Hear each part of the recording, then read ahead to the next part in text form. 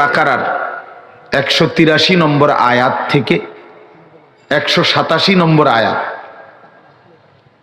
183 থেকে 187 পাঁচটা আয়াত সূরা বাকারার দ্বিতীয় সূরা, কোরআনের দ্বিতীয় নম্বর পারায় শুরু হয়েছে এই আয়াত।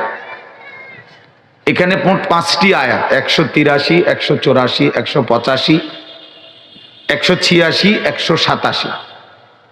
এই পাঁচটি আয়াতের মধ্যে কোরআনুল কারীমে আল্লাহ তাআলা মাহে রমজান এবং রোজা সম্পর্কিত বিস্তারিত কথা আল্লাহ তাআলা এখানে উল্লেখ করছেন। এই পাঁচ আয়াত, এই পাঁচটি আয়াতে